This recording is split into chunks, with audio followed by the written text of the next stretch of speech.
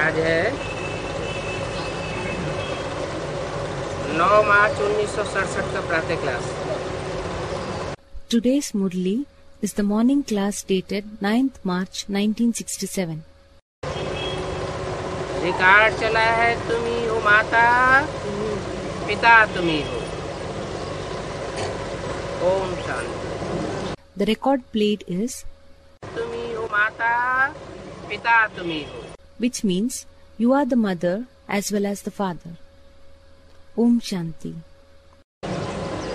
बच्चों ने ओम शांति का अर्थ समझा है। Children have understood the meaning of Om Shanti.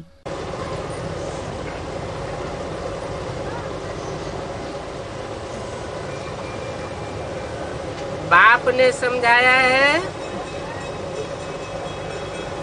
कि हम आत्मा हैं। इस सृष्टि ड्रामा के अंदर हमारा मुख्य पार्ट है। Father has explained that we are souls. Ours is the main part in this world drama. किनका मुख्य पार्ट है? जो ओम शांति के अर्थ में टिकते हैं। क्या अर्थ बताया? मैं आत्मा हूँ। Whose is the main part? It is of those who become constant in the meaning of Om Shanti. What is the meaning that has been narrated? I am a soul. ओम माना ही आत्मा, जो 3 पार्ट बजाती है। Om itself means a soul, which plays 3 parts. आ माना ब्रह्मा के रूप में स्थापना का पार्ट, सत्संकल्पों की स्थापना और सत्संकल्पों से अपने लिए नई सृष्टि की स्थापना। A means the part that is the role of establishment in the form of Brahma, creation of true thoughts, and establishment of a new world for oneself through the true thoughts. माँ माने महेश,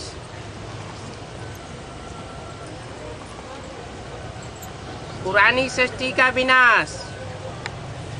जब नई संकल्पों से नई सृष्टि की स्थापना हो जाए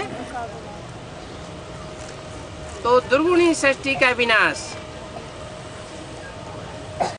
Ma means Mahesh, another name for Shankar, destruction of the old world. When the establishment of the new world of new thoughts takes place through the new thoughts, then the destruction of the vicious world. और जो स्थापना सत्संकल्पों की रहती है, उसका विष्णु के रूप में पालना करना। Moreover, to sustain the true thoughts that have been established in the form of Vishnu. जो जितना उन सत्संकल्पों की पालना करता है, संभाल के रखता है, उसके लिए जन्म जन्मांतर के लिए श्रेष्ठ सृष्टि का निर्माण होता है। The more one sustains those true thoughts, takes care of such thoughts, the more righteous world would be created for that one for many births. तो मैं आत्मा ये 3 पार्ट बजाने वाली हूँ। So I, the soul, play these 3 roles. अपने लिए नई सृष्टि की स्थापना, पुरानी सृष्टि का विनाश और जो नए संकल्प, नई सरणी नए दिव्य गुण, भरपूर ईश्वरीय शक्तियों की जो अपने अंदर स्थापना की है, उनकी पालना करते रहना। Creation of the new world, destruction of the old world, and the constant sustenance of the new thoughts, new channels, new divine virtues, abundant godly powers that have been established within. इस संगम युग में जो आत्मा ये तीन कार्यों को जितना लंबे समय तक गहराई से निभाती है, वो उतना ही अपने लिए श्रेष्ठ दुनिया का सृजन करती है। The longer a soul performs these three tasks with insight in this confluence age, the more it creates a righteous world for itself. तो बाप समझाते हैं, ऐसी जो आत्माएं हैं, आत्मिक स्थिति में टिकने वाली, उनका इस सृष्टि ड्रामा के अंदर मुख्य पार्ट है। So Father explains, such souls which remain constant in the soul conscious stage have the main parts in this world drama. किसका पार्ट है? आत्मा शरीर धारण करके पार्ट बजाती है ना। तो बच्चे अभी आत्मा अभिमानी बन रहे हैं।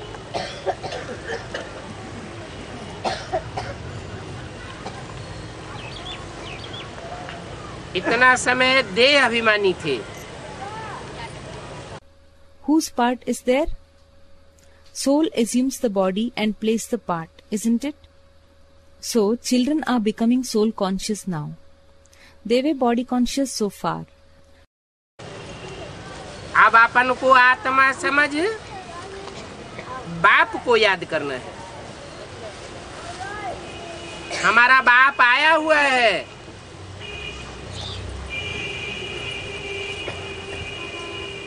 ड्रामा प्लेन अनुसार आया हुआ है। Now we have to consider ourselves to be a soul and remember Father. Our Father has come. He has come as per the drama plan. और बाप आते भी है रात्रि में। कैसी रात्रि होती है?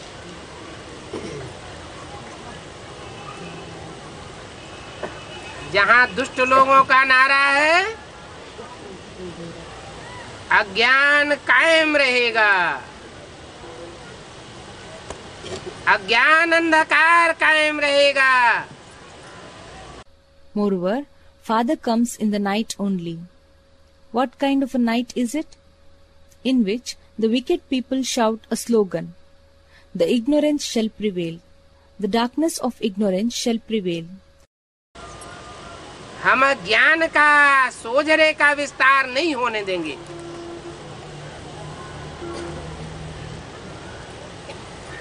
सोझरा आता है सूर्य से, बाकी अन्य जो ग्रह नक्षत्र हैं, उन सब से अंधेरा आता है, अज्ञान आता है। We will not allow the growth of the dawn of knowledge. Dawn is caused by sun. All other planets and constellations cause darkness, cause ignorance. ऐसे अज्ञान की भरपूर जब रात्रि हो जाती है,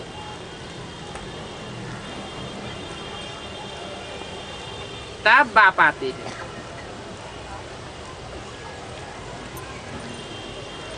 कब आते हैं? भरपूर रात्रि में आते हैं या दिन में आते हैं? रात्रि में आते हैं। When it becomes such a complete night of ignorance, then Father comes. When does he come? Does he come in the complete night or in the day? He comes in the night. लेकिन उनकी तिथि तारीख का कोई को पता नहीं है। वो भरपूर अज्ञान अंधकार की तिथि तारीख कब होती है, ये कोई को मालूम नहीं। But nobody knows his day, date, etc. Nobody knows when that date of complete darkness of ignorance arrives. तिथि तारीख तो उनकी होती है जो लौकिक जन्म लेते हैं,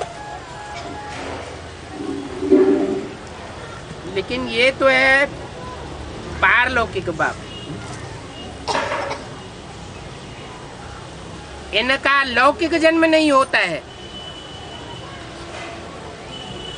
The day and date is for such souls which take worldly births. But this is a parlaukik, otherworldly father. He does not take a worldly birth. इनकी तो प्रत्यक्षता रूपी जन्म गाया हुआ है।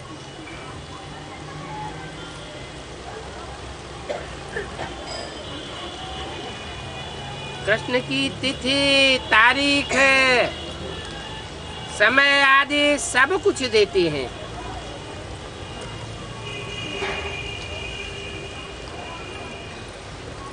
परंतु बाप की तिथि तारीख नहीं देते। The revelation like birth is famous for him. The date, time, etc. everything is mentioned for Krishna. But the date is not mentioned for father. इनका तो कहा ही जाता है दिव्य जन्म।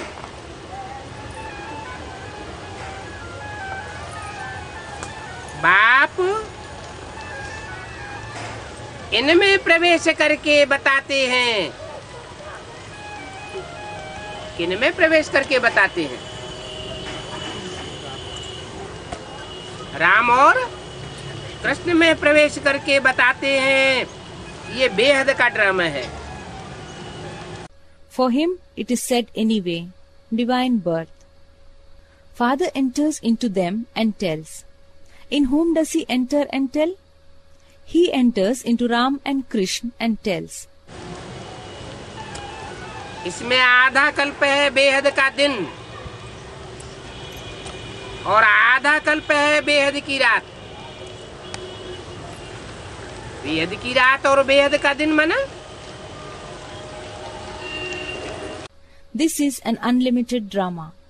In this drama, half the kalp is unlimited day and half the kalp is unlimited night. What does the unlimited night and unlimited day mean? बेहद की रात माना ज्ञान अंधकार, बेहद का दिन माना ज्ञान का सोझरा। The unlimited night means darkness of ignorance. Unlimited day means dawn of knowledge. ये कब होता है? ये बेहद का दिन और बेहद की रात कब होती है? सत्युग त्रेता में तो बेहद का दिन नहीं कहेंगे। When does it happen? When does this unlimited day and night take place? Golden age and silver age will not be called the unlimited day. क्योंकि वहाँ ज्ञान सूर्य कौन है ये कोई को पता नहीं। बल देवताएं सुख में रहते हैं, लेकिन उनमें ज्ञान नहीं होता, सोझरा नहीं होता। Because there nobody knows who is the son of knowledge. Although deities lead a prosperous life, they do not have knowledge. There is no dawn of knowledge. और द्वापर कलयुग में भी रात नहीं कहेंगे ब्रह्मा की, क्योंकि वहां भी ब्रह्मा नहीं होता। ये शास्त्रों में जो बेहद का दिन और रात गाई हुई है, ब्रह्मा का दिन और ब्रह्मा की रात, ये इस समय संगम युग का गायन है। And copper and iron ages also will not be called the night of Brahma, because there is no Brahma even there. the unlimited day and night, the day of Brahma and the night of Brahma, which is famous in the scriptures, is a glory about the present Confluence Age. जब बाप ब्रह्मा के तन में आते हैं, पहले पहले गुप्त पार्ट बजाते हैं। जब ज्ञान का सोझरा परिपक्व स्टेज में आता है, तो संसार के सामने प्रत्यक्ष हो जाते हैं। When Father comes in the body of Brahma, initially he plays an incognito role. When the dawn of knowledge reaches a mature stage, then it gets revealed before the world. अभी रात अर्थात घोर अंधेरा है। 67 की वाणी है और उसको अभी कितने साल हो गए? 38 वर्ष पूरे होने जा रहे हैं।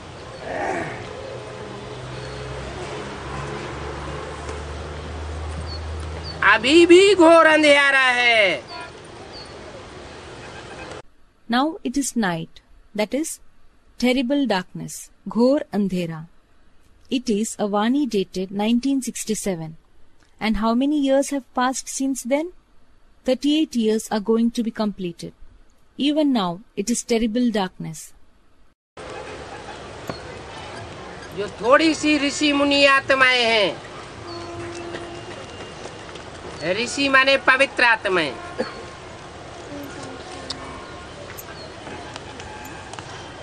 ब्रह्मा के पुत्र सच्चे ब्राह्मण,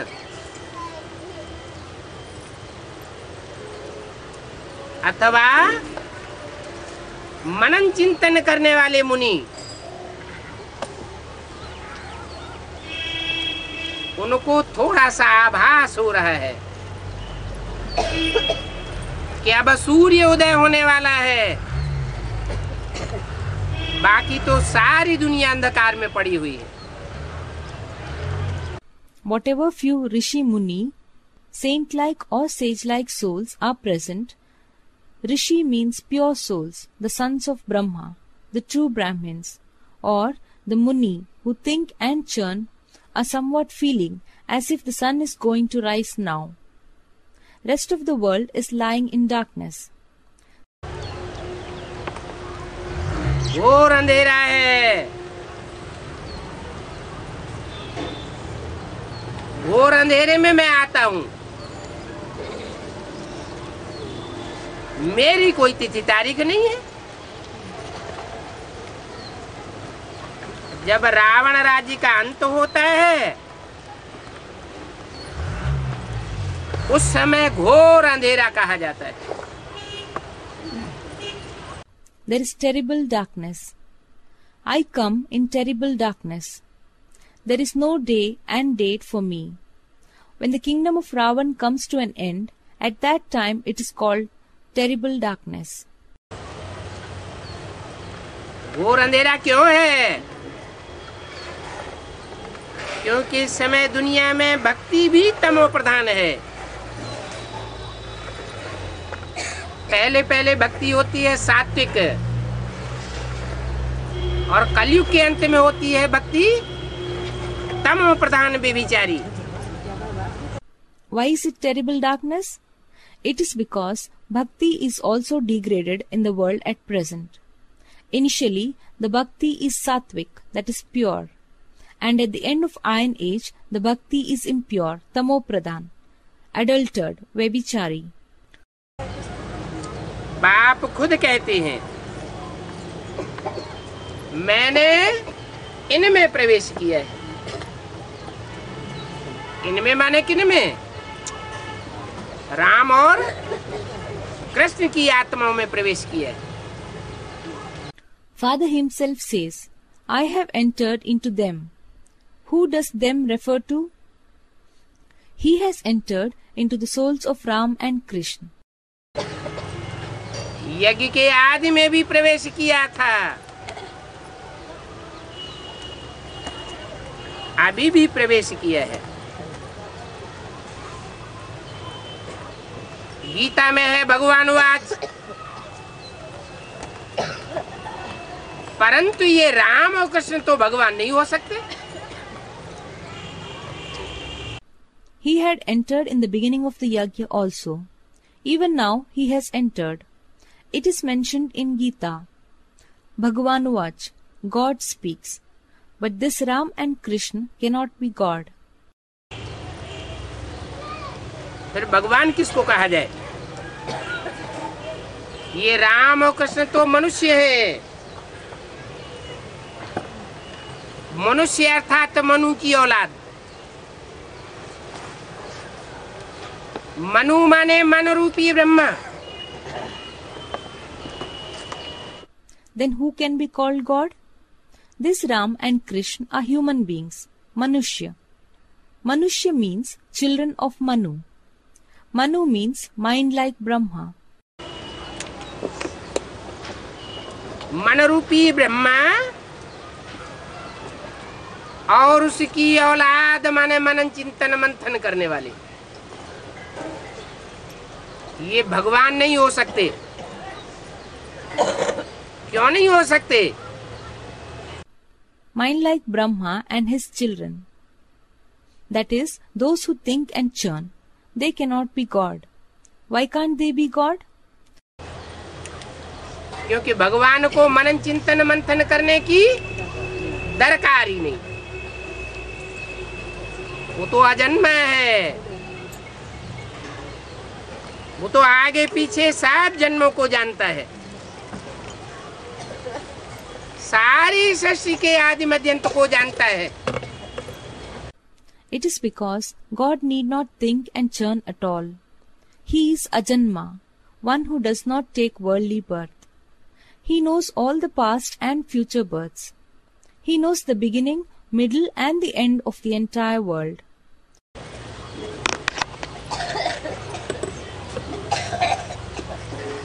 तो ये मनुष्य भगवान नहीं हो सकते।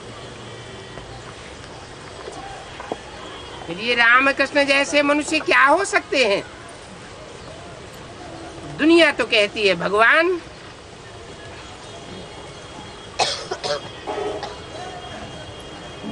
फिर भी ये भगवान नहीं है तो कौन है? So these human beings cannot be God. Then what could be these human beings like Ram and Krishna? The world calls them God. Even then, if they are not God, then who are they? ये देवताएं हैं। मनुष्य अच्छे से अच्छे कर्म और अच्छे से अच्छे संकल्प करके अपने लिए श्रेष्ठ से श्रेष्ठ दुनिया का सृजन करता है। They are deities. Human being creates the most righteous world for himself by performing best actions and by creating best thoughts. भगवान को तो दुनिया दोष दे देती है कि भगवान ही दुख देता है, भगवान ही सुख देता है। लेकिन नहीं, भगवान तो सिर्फ इस दुनिया में आकर के रास्ता बताता है। राम कृष्ण की आत्मा में प्रवेश करके। The world blames God, saying that it is God alone who gives sorrows and it is God alone who gives pleasures. But no, God comes in this world and just shows the path by entering into the souls of Ram and Krishna. उस रास्ते के अनुसार चल करके जो अपनी मानसा को, वाचा को और कर्मेंद्रियों को सेट करते हैं, एक्यूरेट श्रीमत पर चलाते हैं,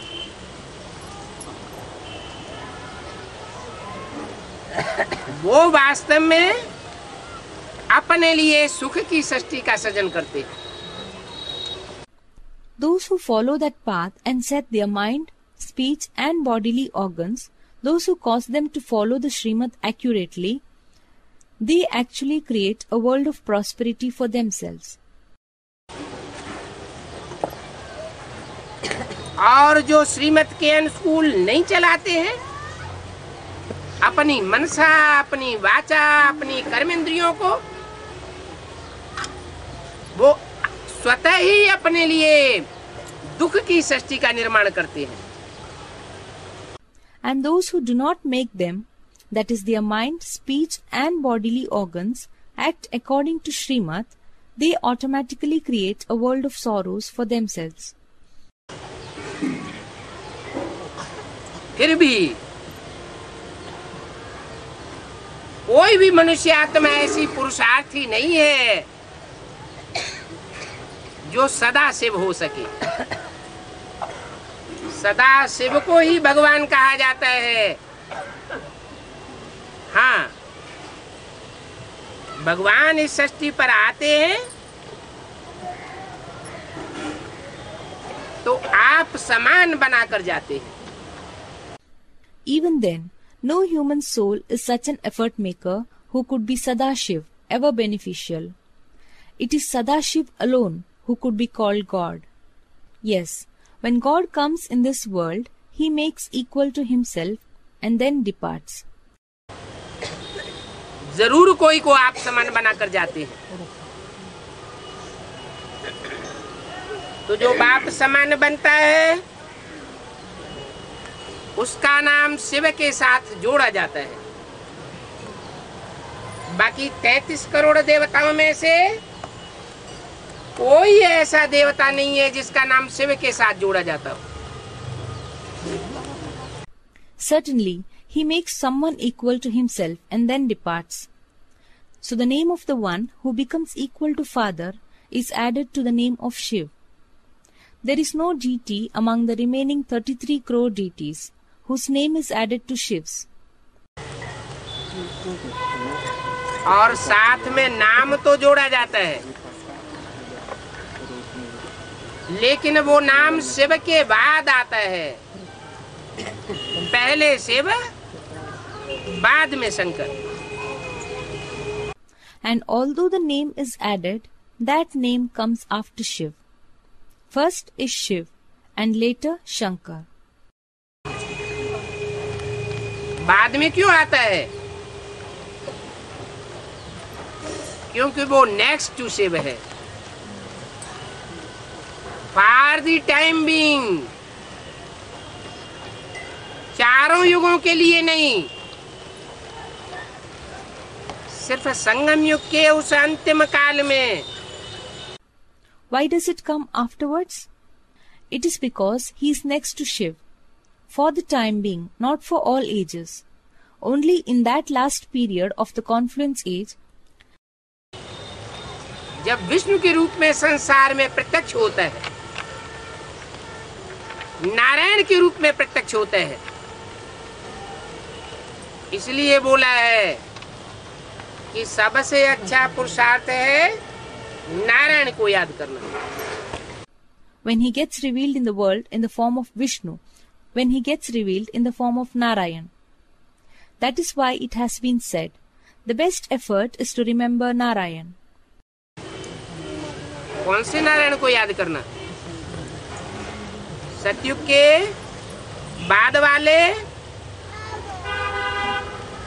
दूसरे, तीसरे, चौथे, सातवें, आठवें नारायण को याद करना? नहीं, जो डायरेक्ट नर से पुरुषार्थ करके नारायण बनता है। Remembering which Narayan? Is it remembering the latter Narayans of the Golden Age? That is the second, third, fourth, eighth Narayan? No. The one who gets transformed directly from a man to Narayan by making efforts. Prince बन करके पैदा नहीं होता। कोई मानवी या दैवी शरीर से जन्म नहीं लेता।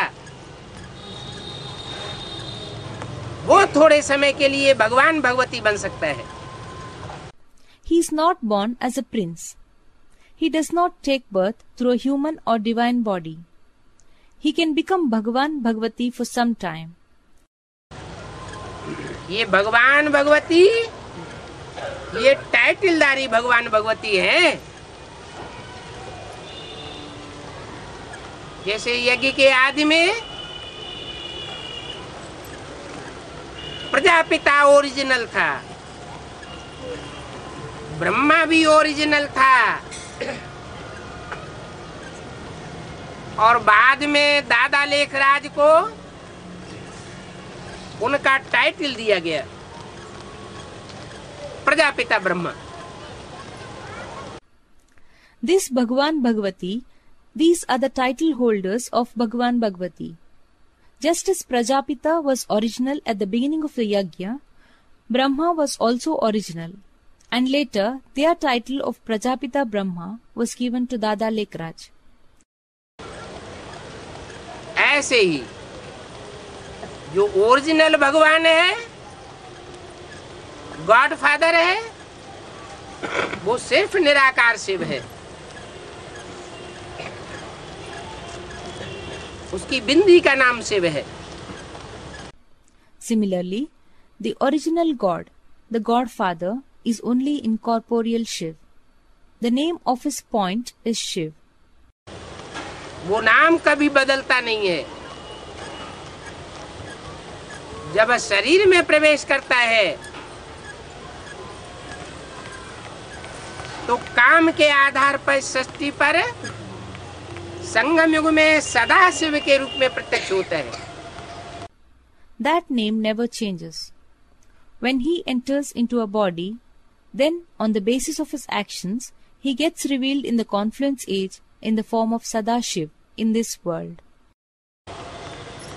सदाशिव का मतलब है जिस तन में भी मुकर्रर रूप से प्रत्यक्ष होता है, उस तन के द्वारा जो भी बोलता है,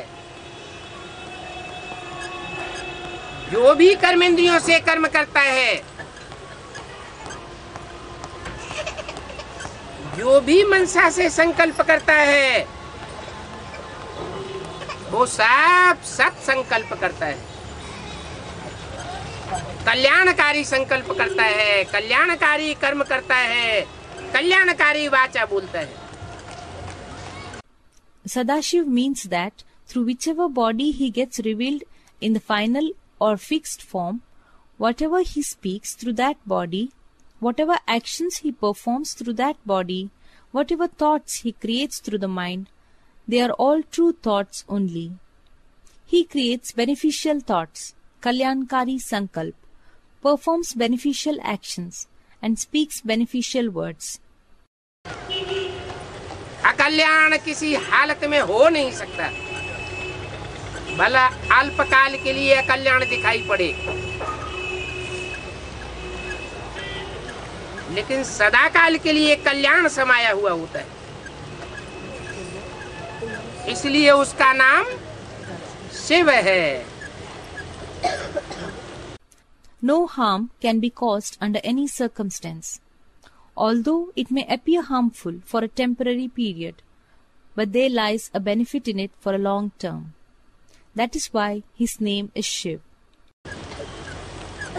वो इस सृष्टि पर निराकारी स्टेज में प्रत्यक्ष होता है,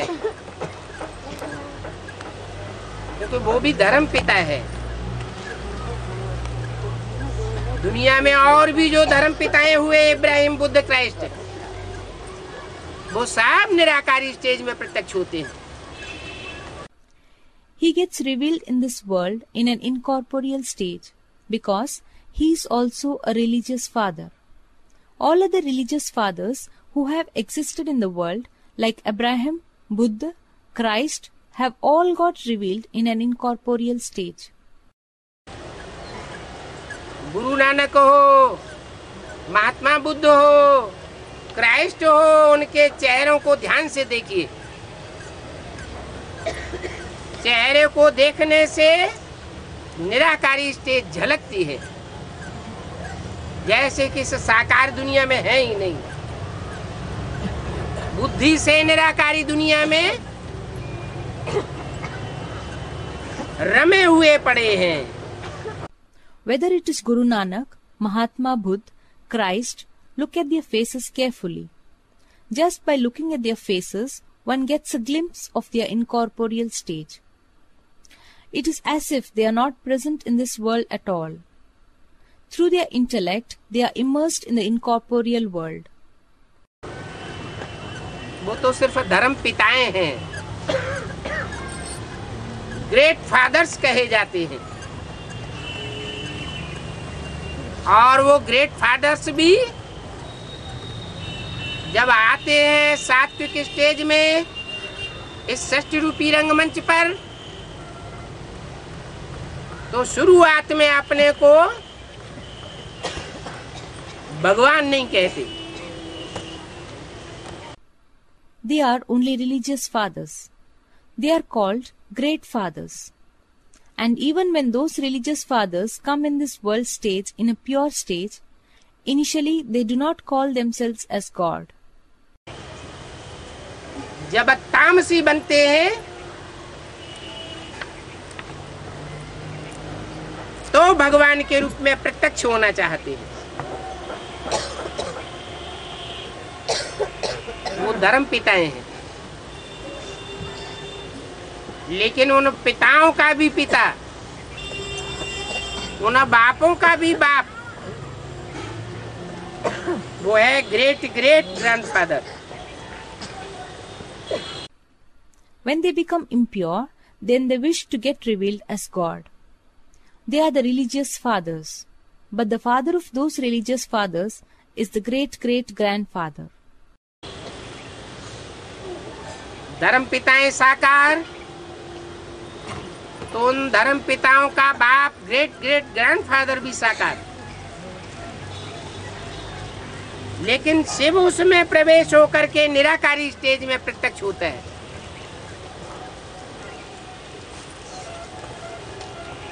गीता में उसी भगवान के लिए कहा गया है भगवानवाद,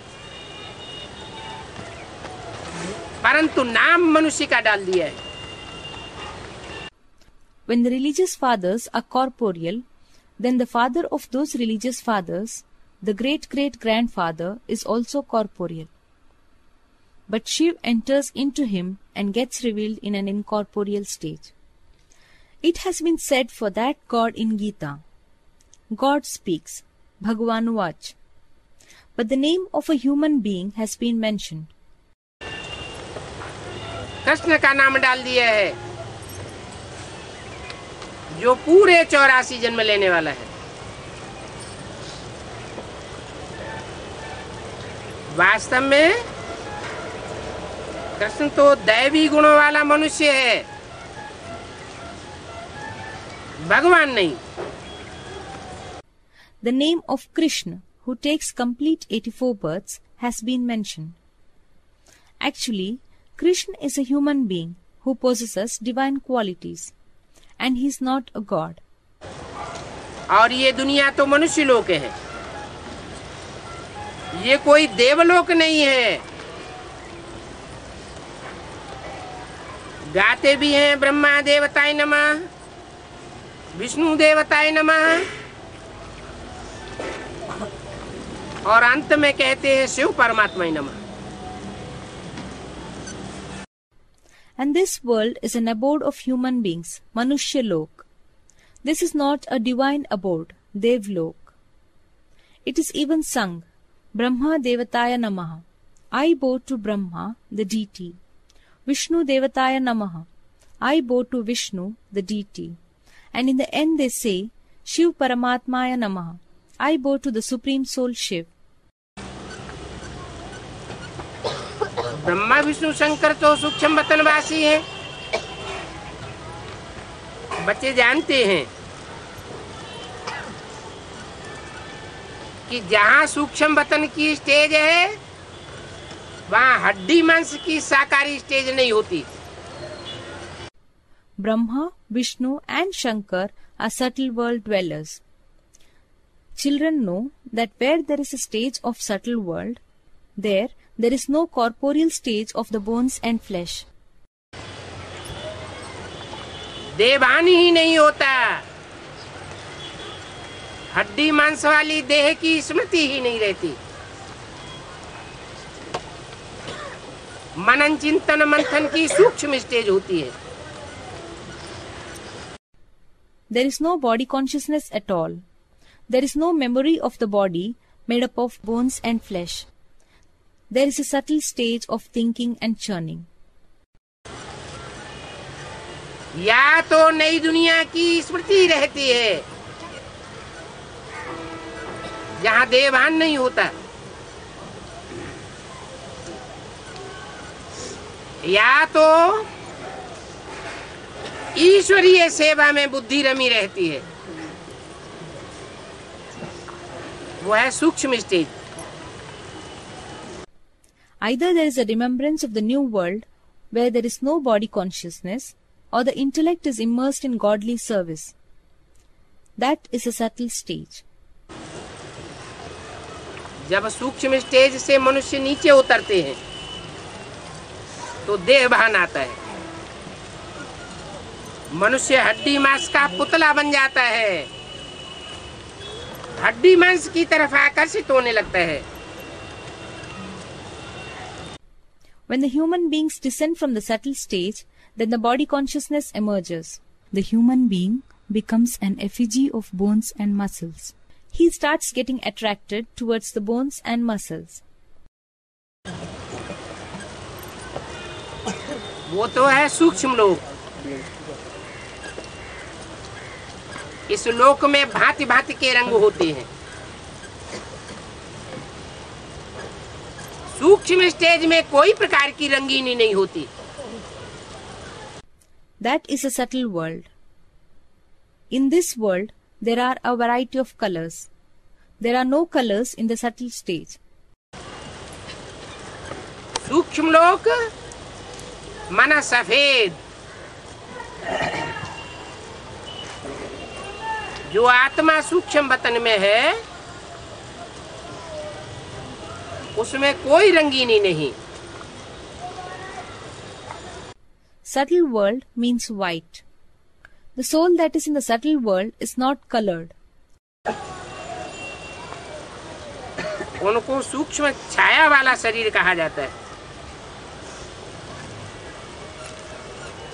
इन बातों को कोई भी मनुष्य मात्र नहीं जानते, बाप ही आकर के सुनाते हैं। It is called a body with a subtle shadow. No human being knows these matters. Father only comes and narrates. और जो ब्राह्मण होते हैं प्रैक्टिकल में ब्रह्मा की औलाद बनते हैं, वो ही सुनते हैं। ऐसे नहीं कि ब्रह्मा से जिन्होंने सुना उन ब्राह्मणों से सुनने वाले हैं तो उनको भी ब्राह्मण कहा जाएगा, नहीं। Moreover, only the Brahmins who become Brahma's children practically listen. It is not that if someone listens from those Brahmins who have listened from Brahma would also be called Brahmins. No. Brahma है तो ब्राह्मण है, और ये ब्राह्मण वर्ण भारत में ही होता है। दूसरे देशों में ब्रह्मा नाम नहीं पड़ता, शिव जिस तन में भी आता है उसका नाम ब्रह्मा रखना पड़े। If there is Brahma, then only there are Brahmins.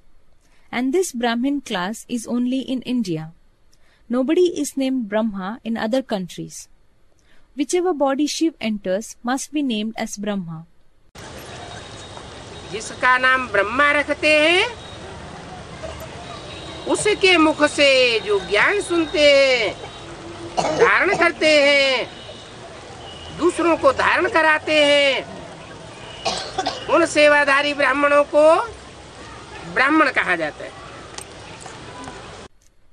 Those serviceable Brahmins who listen to the knowledge from the mouth of the one who is named as Brahma, imbibe that knowledge and enable others to imbibe it are called Brahmins.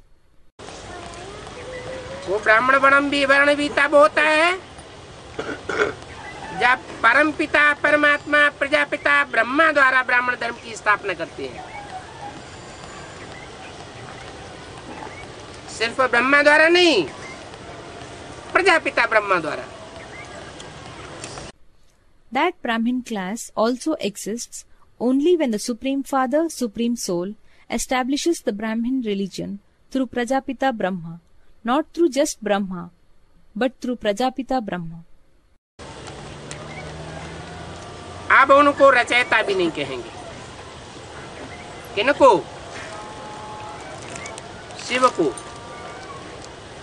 Shiv तो ज्योति बिंदु है, रचयिता तो साकार चाहिए, रचना भी साकार चाहिए। Now, he will also not be called the creator. Who? Shiv. Shiv is a point of light.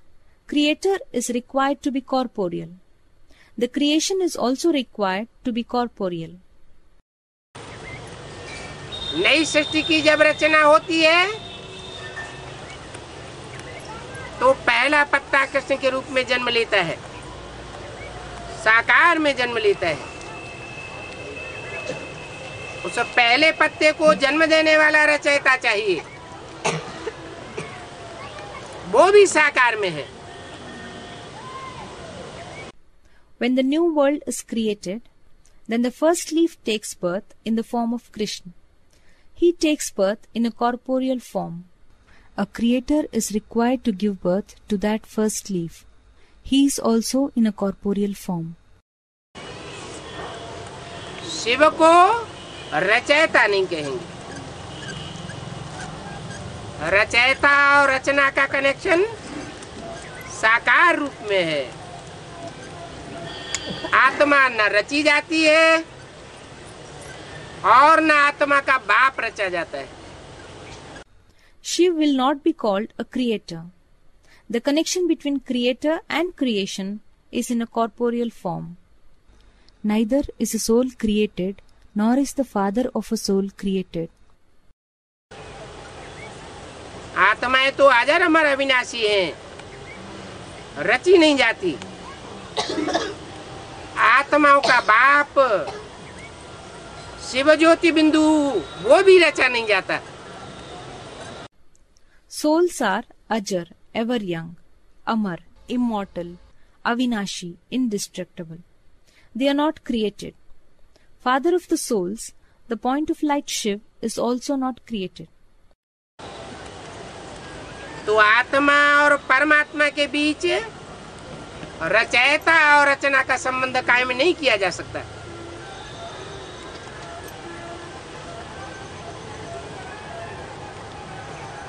भगवान जब आते हैं तो कोई नई सृष्टि आकर के नहीं रचते हैं। So the relationship of creator and creation cannot be established between a soul and the Supreme Soul. When God comes, He does not create a new world. पुरानी सृष्टि में से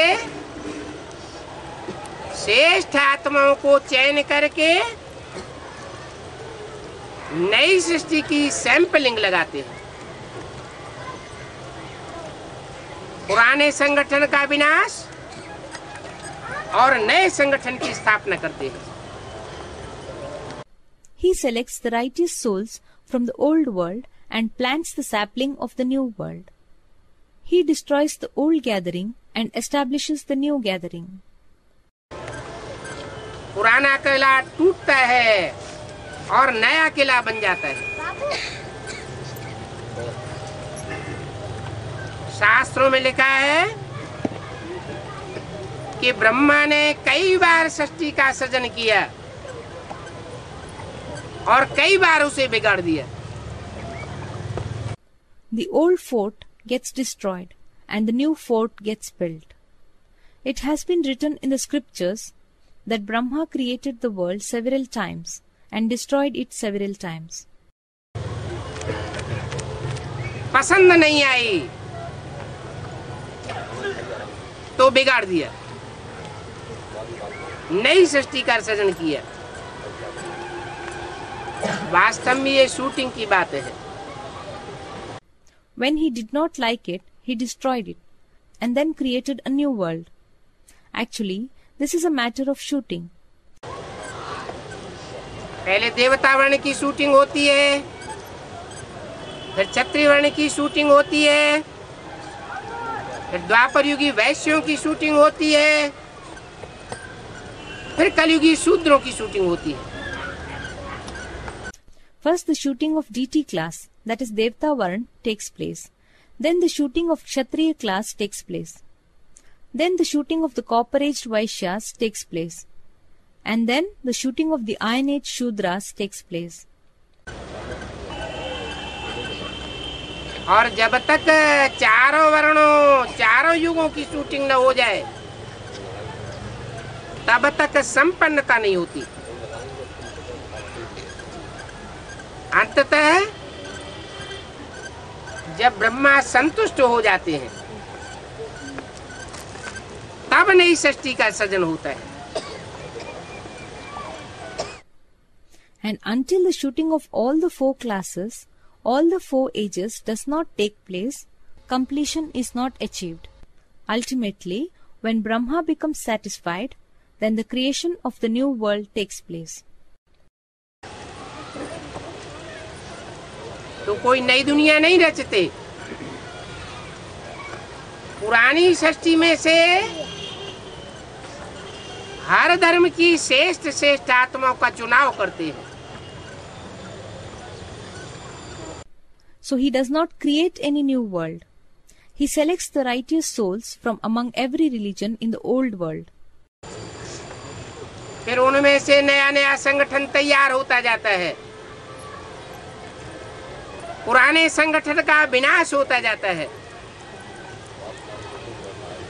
यज्ञ के आदि में भी स्थापना के साथ साथ यज्ञ कुंड से विनाश ज्वाला प्रज्वलित हुई थी। Then the new gathering gets prepared from among them. The destruction of the old gathering keeps taking place. Even at the beginning of the yajna, the flame of destruction had been ignited from the yajna kund along with the establishment. Yajna kund literally means the sacrificial fireplace, but here it refers to the spiritual gathering of the Alaukik Brahmins that Shiv Baba established in 1936-37. जो श्रेष्ठ सूर्यवंशी आत्माएं थी, वो ब्राह्मणों की दुनिया से अलग हो गई, या यूं कहें कि उनका चुनाव कर लिया गया नया संगठन बनाने के लिए। The righteous souls belonging to the Sun dynasty got separated from the world of Brahmins. Or it could be said thus, that they were selected to form a new gathering.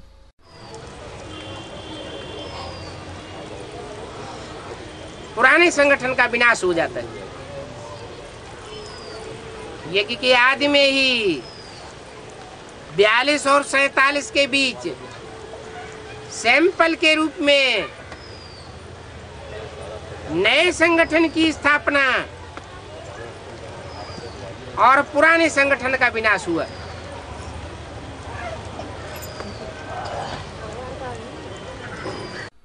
The old gathering gets destroyed. In the beginning of the yajna itself, between 1942 and 1947, the establishment of the new gathering and the destruction of the old gathering took place in the form of a sample. Brahma की रहबरी में पलने वाली आत्माएं जो दूसरे दूसरे धर्म वंश की थी, वो लंबे समय तक पालना लेती है। The souls receiving sustenance in the supervision of Brahma, which belong to the dynasties of other religions, receive sustenance for a long time. बाप की पालना नहीं ले पाती। लंबे समय तक बाप की पालना नहीं ले पाती, तो उनमें कमजोरी रह जाती है। They are unable to receive the sustenance of father. As they are unable to receive the sustenance of father for a long time, they remain weak. लंबे समय तक माँ की पालना में पलने के कारण वो मनमानी पर उतर आती है। जैसे इस दुनिया में होता है,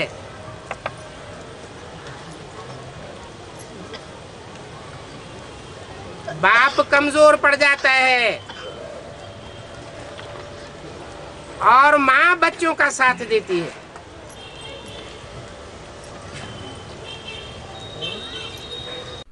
Because of receiving the sustenance of mother for a long time, they begin acting as per their own desire. Just as it happens in this world, when the father becomes weak, the mother takes sides with the children.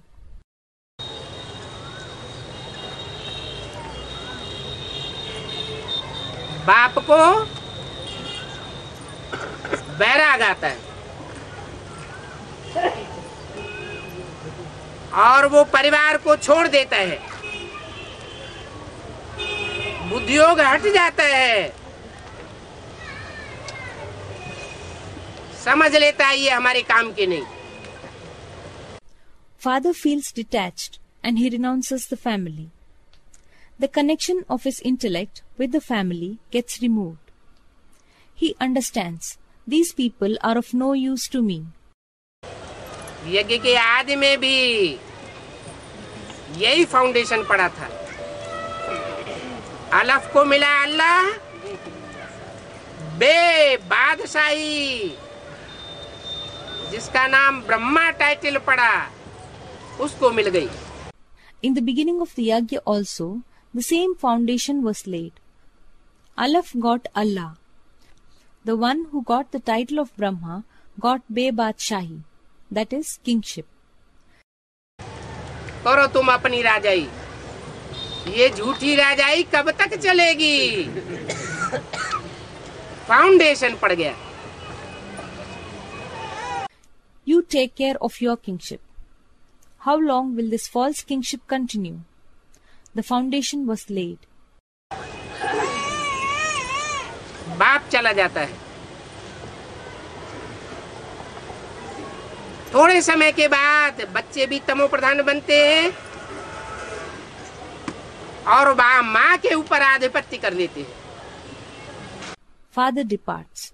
After some time, children also become degraded and they establish control over the mother. जब माँ के ऊपर आधिपत्य होता है तो उस समय तक जो पहला पत्ता था सृष्टि का, वो भी माँ का पति बन करके बैठ जाता है। खत्म हो गया, गीता का भगवान बन गया। When they establish control over the mother, then the one who was the first leaf of the world until then also sits as the husband of the mother. He becomes her husband, Khasam. He became the god of Gita. और जब ऐसा जुल्म होता है माता के ऊपर, तब माता की आंख खुलती है कि ये मैंने क्या किया। And when such an atrocity takes place on the mother, then the mother realizes, what have I done? बाप कहते हैं, गीता माता का पति वो ही गीता माता के रोम रोम को सच्चाई से जानने वाला है, उसी का आधिपत्य होना चाहिए। Father says, the husband of Gita Mata, he alone actually knows every detail of Gita Mata. There should be only his authority. ऐसा जब अनर्थ संसार में हो जाता है, जो दुनिया का श्रेष्ठ से श्रेष्ठ धर्म अल्लाह के द्वारा स्थापन किया अव्वल धर्म, अल्लाह अव्वल दीन कहा जाता है।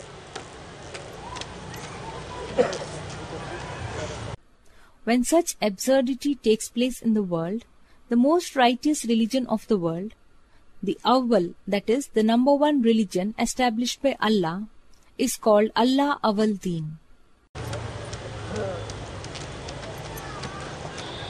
उसका जो मुख्य शास्त्र है गीता माता, जो चैतन्य रूप में सृष्टि पर कार्य करती है।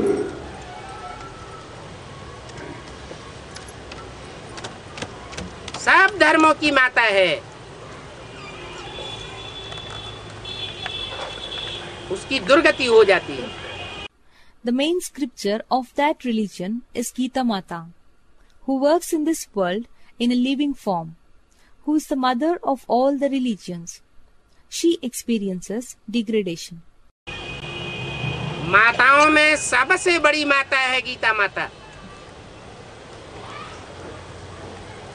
जिसका नाम संसार में पड़ता है वर्ल्ड मदर, जगदम्बा। जब उसकी ही दुर्गति हो जाती है तो सब माताओं की दुर्गति हो जाती है। The biggest mother among all the mothers is Gita Mata, who gets the name of World Mother Jagadamba in the world. When she herself undergoes degradation, then all the mothers undergo degradation. माताएं जो सतयुग त्रेता में शास्त्रों में गायन है, यत्र नार्यंस्तु पूज्यन्ते रमन्ते तत्र देवता।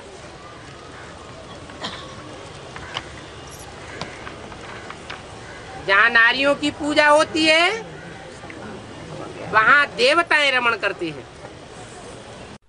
Mothers, for whom it is famous in the scriptures that in the golden and silver ages, यत्र नार्यंस्तु पूज्यन्ते रमन्ते तत्र देवता, that is, deities live wherever women are worshipped. वो देवताओं की दुनिया का नाश हो जाता है, दुनिया राक्षसों की बन जाती है, सब पतित बन जाते हैं। तो बाप आकर के ऐसी पतित दुनिया को पावन दुनिया में रिजुविनेट करते हैं। That world of deities gets destroyed. The world becomes a demoniac world. Everyone becomes sinful. So Father comes and rejuvenates such a sinful world into a pure world. बुलाते भी हैं, हे बाबा आओ, पतित दुनिया में आकर के हमको पावन बनाओ। बाप कहते हैं, They even call, "O Baba, come to this sinful world and make us pure." पहले माताओं की दुर्गति हुई है, तो माताओं की पहले सदगति होनी चाहिए। माताओं में भी जो अव्वल नंबर माता है, जिसके ऊपर सारा मदार है, एक के पतित बनने से सब पतित हो जाते हैं, एक के पावन बनने से सब पावन हो जाते हैं। उस माता की सदगति होनी पड़े। Father says, first the mothers have undergone degradation.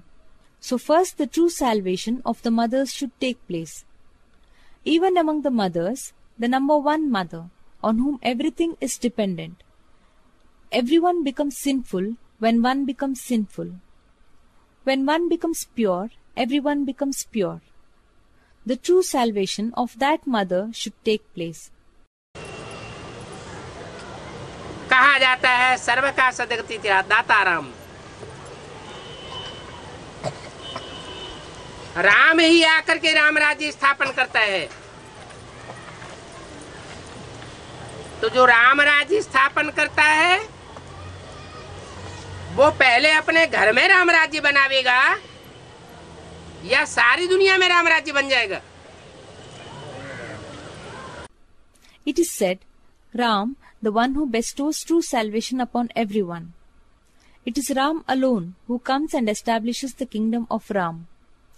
So the one who establishes the kingdom of Ram, will he establish the kingdom of Ram in his own house first, or will the kingdom of Ram get established in the entire world?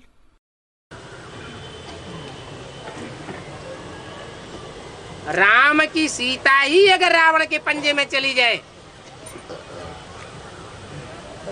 तो सारी दुनिया में रावण राज्य ही होगा, वैश्यालय ही बनेगा, शिवालय नहीं बन सकता।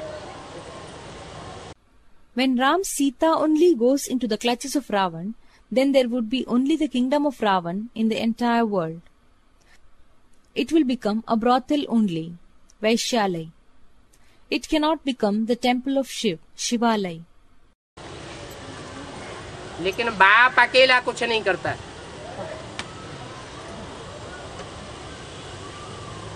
माँ की दुर्गति के लिए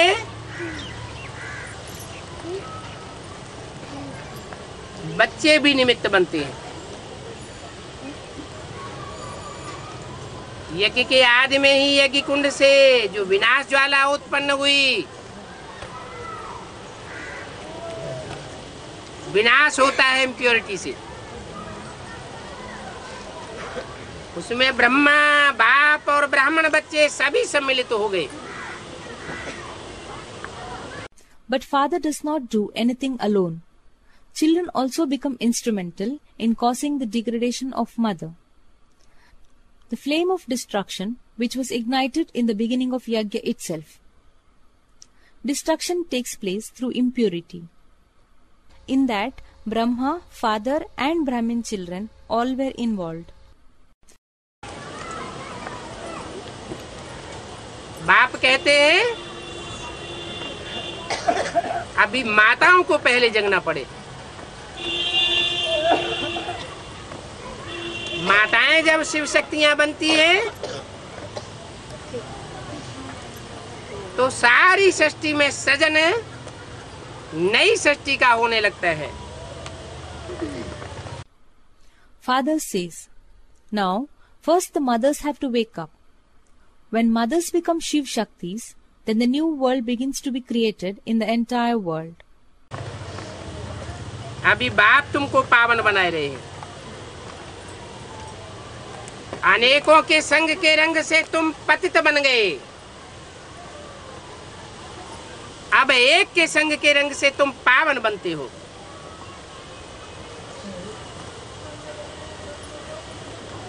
तुम सब बाप के साथ मिलकर के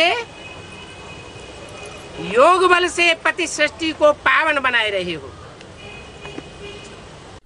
You became sinful through the color of company of many. Now you become pure through the color of the company of one.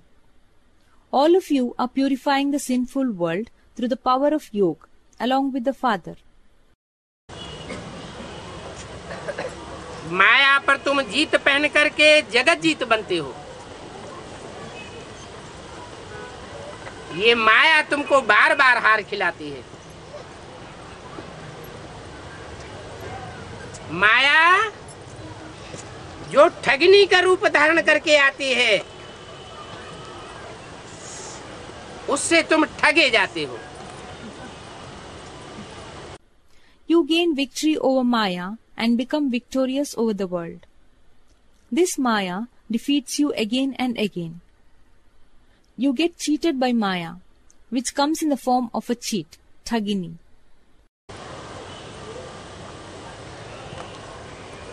अगर योग बल को धारण करेंगे, साइलेंस बल को धारण करेंगे, ज्ञान की गहराई में जावेंगे,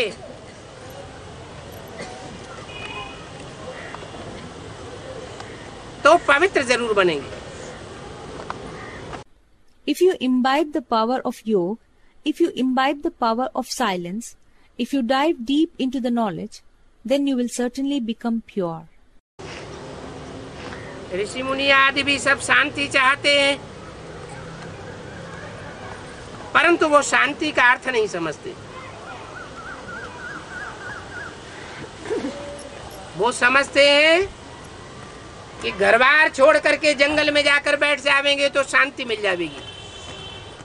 saints, sages, etc., everyone want peace. But they do not know the meaning of peace. They think that if they renounce the household and sit in the forests, they will get peace. बाप कहते हैं तुम आत्मा ही शांत स्वरूप हो, शांति ही अपने ही गले का हार है। जब चाहो आत्म की स्थिति में कहीं भी बैठ जाओ, जंगल में भागने की दरकार नहीं है। Father says, you souls are only the epitome of peace, Shanti Swarup. Peace is your own necklace. Whenever you wish, you should be able to sit in the soul conscious stage. There is no need to run to the jungles. इस सृष्टि पर जब तक ये शरीर है, तब तक कर्मेंद्रियों से पाठ जरूर बजाना है, लेकिन अभ्यास ऐसा डालना है कि कर्मेंद्रियों से कर्म करते हुए बुद्धि एक बाप में लगी रहे, जो शांति का दाता है, शांति देवा कहा जाता है। Until this body exists in this world, one has to certainly play a part through the bodily organs. But one must practice that while performing actions through the bodily organs, the intellect should be busy in one Father, who is the giver of peace, Shanti Data. He is called Shanti Deva, deity of peace. तो इस सृष्टि पर रह करके पाठ जरूर बजाना है।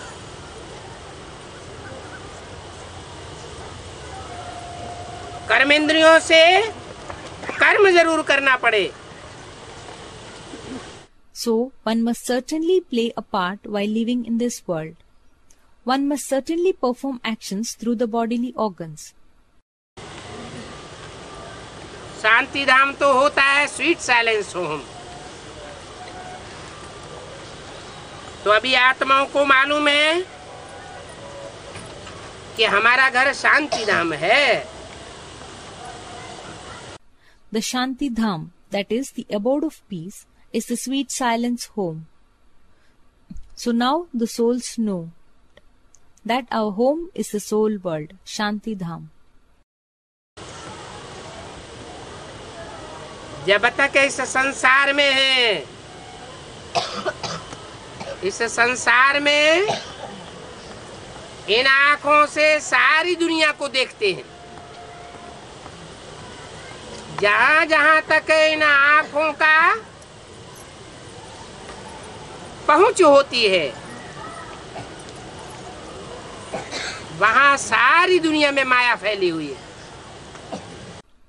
Until we are in this world we see the entire world through these eyes. As far as the eyes can see, it is an expanse of Maya in the entire world. 500-700 crore की मनुष्यों की दुनिया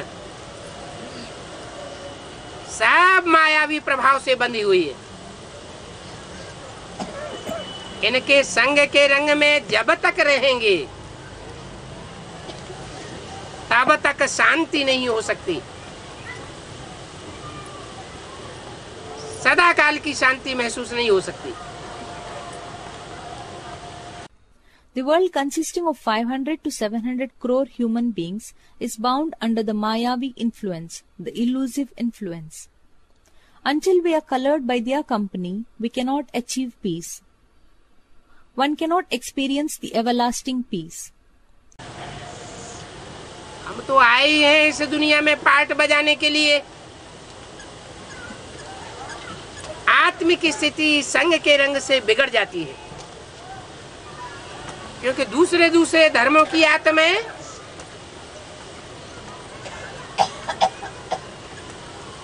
जो विपरीत धर्म का आचरण करने वाली हैं, देवान को बढ़ाने वाली हैं, उनके संग का रंग हमको लगता रहता है। इसलिए हम लगातार शांति धाम का अनुभव नहीं कर सकते। We have come only to play a part in this world. the soul conscious stage gets spoiled under the influence of company, because the souls of other religions, which act in according to the opposite religion, which increase the body consciousness, we keep getting colored by their company. That is why we cannot experience Shanti Dham, abode of peace, continuously. तो बाप को बुलाते हैं, हे पतित पावन दुख हरता सुख करता शांति देवा आओ। आओ, बाप तो कहते हैं मैं आया हुआ हूं। So they call the Father, saying, O Patita Pavan, that is the purifier of the sinful ones, O Dukh Harta, that is the liberator from sorrows, O Sukha Karta, that is bestower of prosperity, O Shanti Deva, that is the deity of peace, come, come. Father says, I have come. आया तो हुआ है, लेकिन माया बार बार भुला देती है। अभी अभी निश्चय होता है कि बाप आया हुआ है। मायावी दृढ़ संकल्प हमारे ऊपर ऐसा आक्रमण करते हैं कि अनिश्चय बुद्धि बना देते हैं। Just now we develop the faith that Father has come. The elusive firm thoughts attack us in such a way that they make us lose the faith.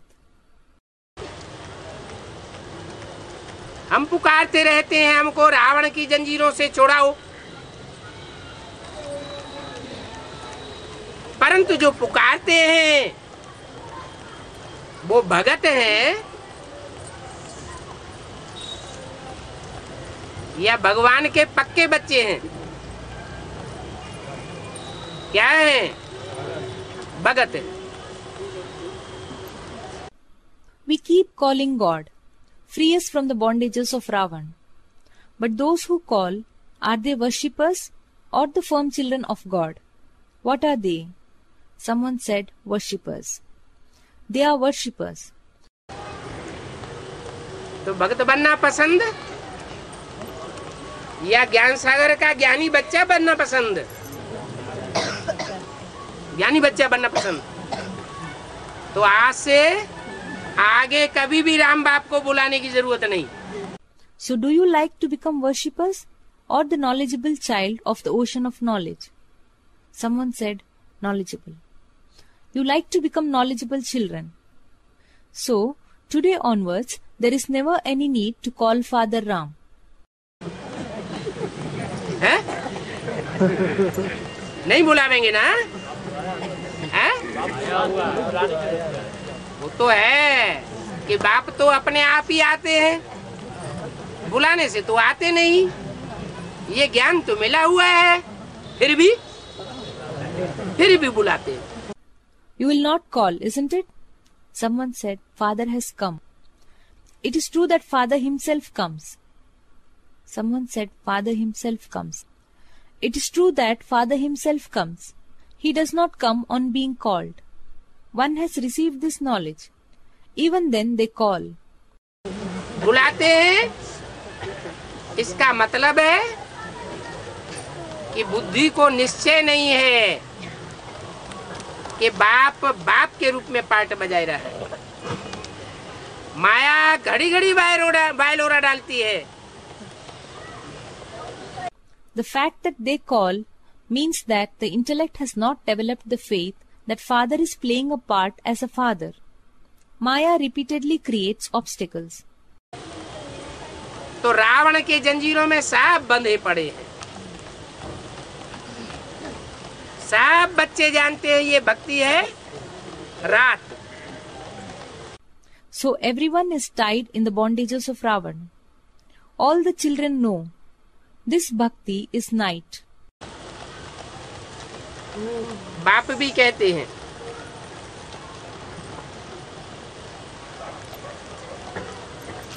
तुम बच्चे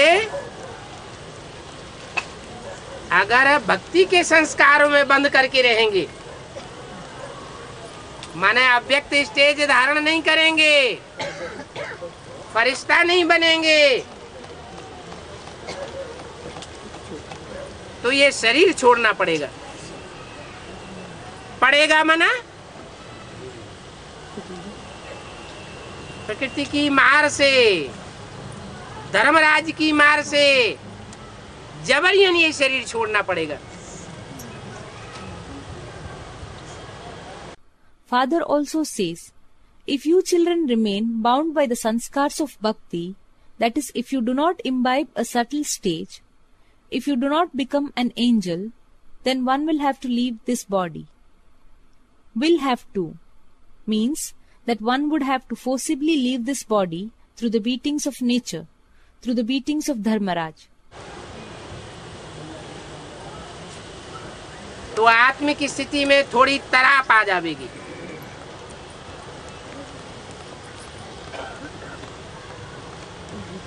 क्योंकि ज्ञान सागर के पक्के बच्चे नहीं बने। अभी सब के लिए कहेंगे भक्ति की रात। So, there would be some difference in the soul conscious stage because they have not become the firm children of the ocean of knowledge. Now, it would be said for everyone, it is the night of bhakti. ज्ञान के सोजरे में कोई दिखाई नहीं पड़ता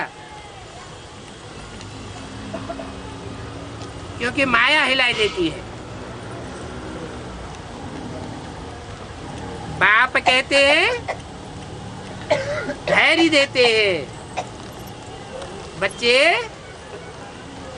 ये अज्ञान की रात अब मुर्दाबाद होने वाली है। Nobody is seen to be in the dawn of knowledge because Maya shakes. Father says and consoles, children, this night of ignorance is now going to be Murdabad, down, down. बच्चे उकताए करके कहते हैं ये कब तक ऐसा चलता रहेगा।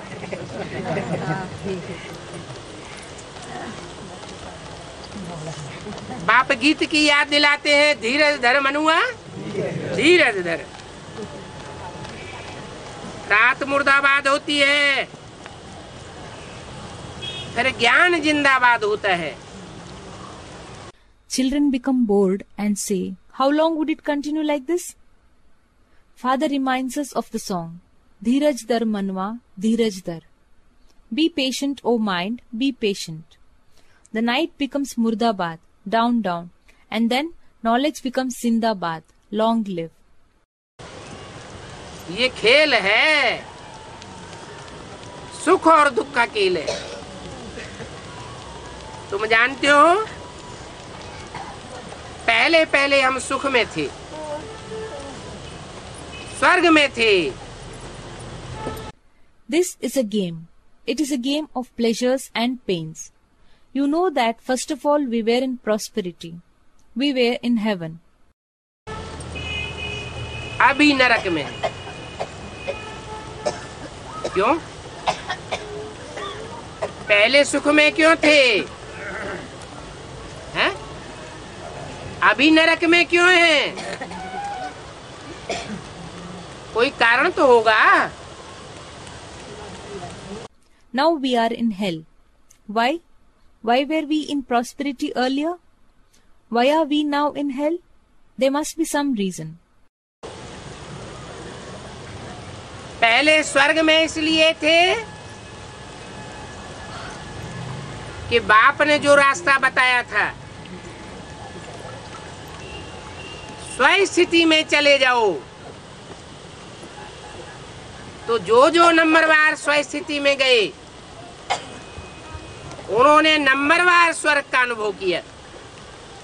First we were in heaven because the path that Father had shown to realize the self-conscious stage, swasthiti. So, those who experience the self-conscious stage number-wise experience the heaven number-wise. जो पहले पहले स्व स्थिति में जाते हैं वो पहले पहले स्वर्ग में आते हैं। नाम ही क्या है?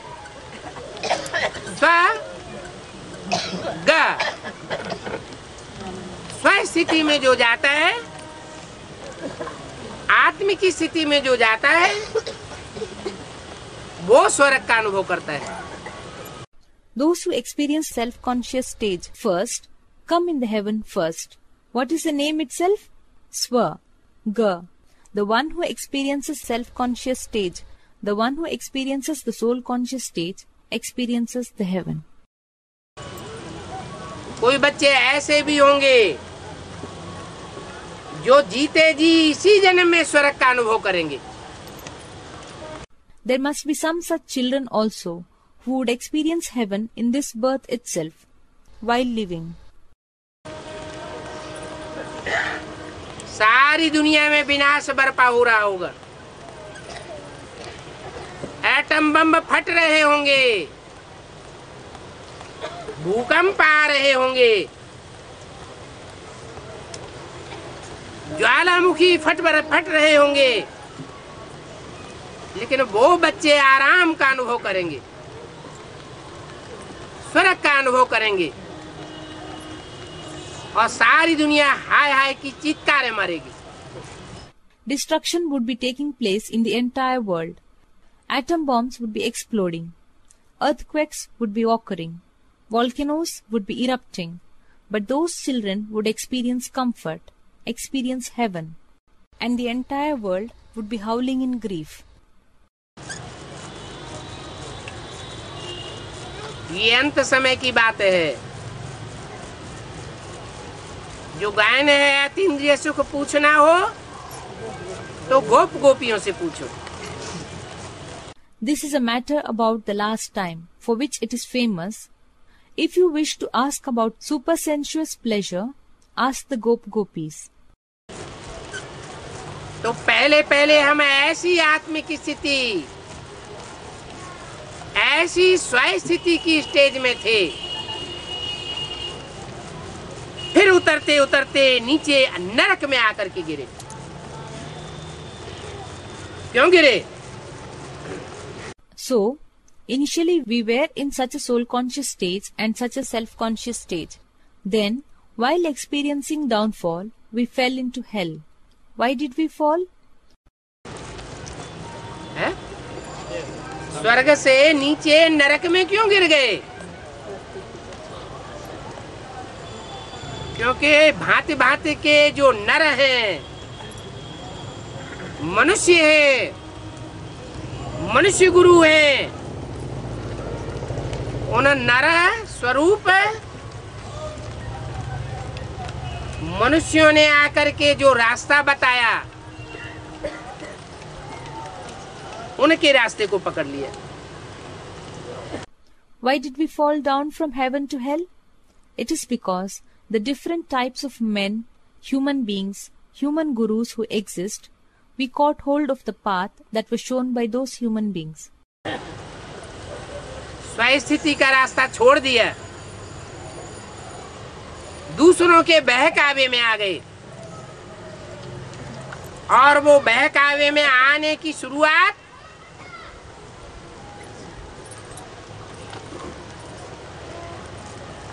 माताओं के द्वारा पहले होती है या पुरुषों के द्वारा पहले होती है? We left the path of self-conscious stage. We got misled by others. And does the process of getting misled begin first with the mothers or by the men? बहकाई कौन जाती है? पुरुष जल्दी बहकावे में आता है या स्त्री बहकावे में आती है? Who gets misled? Is it the men who get misled soon, or is it the women who get misled soon? मुसलमानों और क्रिश्चियंस के शास्त्रों में लिखा हुआ है कि आदम और हव्वा को जब स्वर्ग में भेजा गया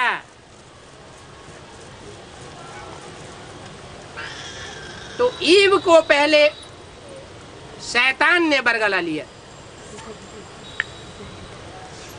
It has been written in the scriptures of Muslims and Christians that when Adam and Hawa were sent to heaven, then first of all Eve was misled by Satan. और जो खुदा ने मना किया था वो ही काम कर डाला। शास्त्रों में जो भी बातें लिखी हुई हैं वो कहाँ की यादगार लिखी हुई है? संगम युग की यादगार लिखी हुई है। संगम युग में हर बात का फाउंडेशन पड़ता है। And they performed the same task that was prohibited by Khuda, God. Whatever matters have been written in the scriptures are memorials of which time? They are memorials written about the Confluence Age only. Foundation for everything is laid in the Confluence Age. यज्ञ के आदि में भी दादा लेखराज ब्रह्मा वो तो टाइटलधारी हुआ, लेकिन ओरिजिनल माताएं भी थी, जिन माताओं के डायरेक्शन पर मम्मा बाबा भी चलते थे, माने ओम राधे और दादा लेखराज भी चलते थे। Even in the beginning of the Yagya, Dada Lekraj was a title holder. But there were original mothers also, whose directions used to be followed even by Mamma and Baba. That is, Om Radhe and Dada Lekraj also used to follow them. वो माताएं भी माया रावण के चंबे में आ गई, माना उन विदेशियों की चक्करी में आ गई,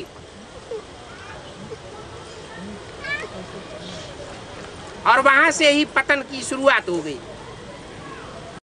Those mothers also came into the clutches of Maya Ravan. It means that they came into the trap of those foreigners, and the decline began from there. जो आदि में होता है वो अंत में भी होता है, जो बेसिक में होता है वो एडवांस में भी होता है। अंतर क्या होता है? Whatever happens in the beginning happens in the end also. Whatever happens in the basic knowledge takes place in the advanced knowledge also. What is the difference? Basic में फाउंडेशन भक्ति का था और एडवांस में फाउंडेशन ज्ञान का है। ज्ञान का फाउंडेशन पक्का 100% एक आत्मा में बैठता है। In the basic knowledge, it was a foundation of bhakti, and in the advanced knowledge, it is a foundation of knowledge. The foundation of knowledge fits firmly, 100% into a single soul. जिसके लिए बोला है कि ब्रह्मा की रात और ब्रह्मा का दिन होता है। ब्रह्मा रात के अंधेरे में आता है और ब्रह्मा की रात सो फिर बदल करके ब्रह्मा का दिन भी होता है। For which it has been said, there is Brahma's night and Brahma's day. Brahma comes into darkness of night, and then the night of Brahma also gets transformed into Brahma's day. परंतु ब्रह्मा की रात को ब्रह्मा का दिन बनाने वाला निमित्त कौन? कोई तो निमित्त बनता होगा। वो निमित्त साकार में गाया जाता है। वो कौन है? But who becomes instrumental in transforming the Brahma's night into Brahma's day? There must be someone who becomes instrumental. That instrumental person is praised to be in corporeal form. Who is it? यज्ञ के आदि में भक्ति का foundation था, जिस भक्ति के फाउंडेशन से स्वर्ग का सैंपल तैयार हुआ था। प्रैक्टिकल स्वर्ग स्थापन नहीं हुआ था। In the beginning of the Yagya, there was the foundation of bhakti. Through the foundation of this bhakti, the sample of heaven got prepared. Heaven did not get established practically. अभी तो ज्ञान का foundation पक्का पड़ चुका है। आदि में जो आत्माएं यज्ञ छोड़ करके चली गई, उन सूर्यवंशी आत्माओं में ज्ञान नहीं था, इसलिए छोड़ करके चले गए। Now the foundation of knowledge has been laid firmly. The souls which left the yajna in the beginning, those Suryavanshi souls, did not possess knowledge. That is why they left the yajna. अभी जिन आत्माओं में जितना गहराई से ज्ञान बैठा हुआ होगा, वो उतने लंबे समय तक यज्ञ में बरकरार बन करके रहेंगी। Now, the deeper the knowledge has fitted into the souls, that much longer those souls would stay in the yajna. आहुति के हाथ को खींच करके भागेंगी नहीं।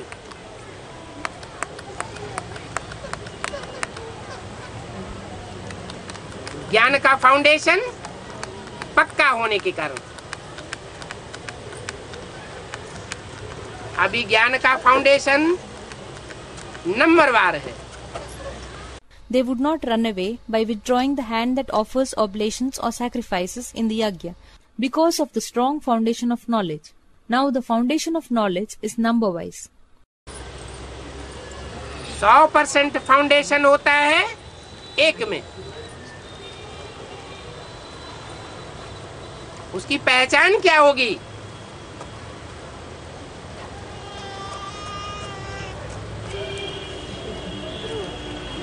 सौ % पहचान वाले कौन से बच्चे होंगे? जो पहचानेंगे कि ये राम बाप है। Cent% foundation is in one. What would be the identification of that one? Which children would recognize cent%? It is those who recognize that this is the Father Ram. माया कितना भी वो वायलोरा खिलावे, वो किसी की बातों में आने वाले नहीं।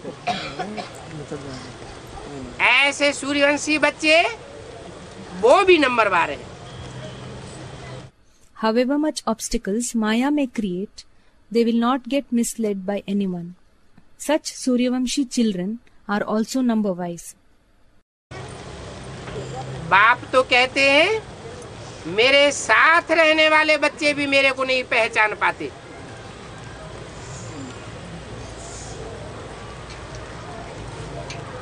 पहचानना किसको है? कौन से बाप को? निराकार बाप को या साकार बाप को? Father says, even the children who live with me are unable to recognize me. Who has to be recognized? Someone said, Father. Which Father? Is it the incorporeal Father or the corporeal Father?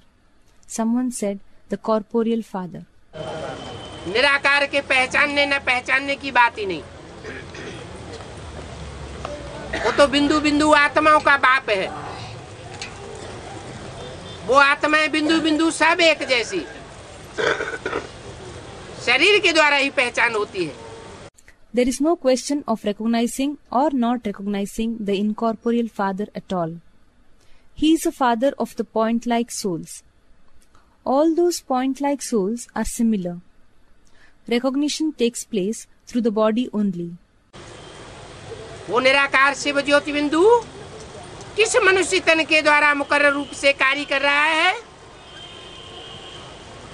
उसकी पहचान होगी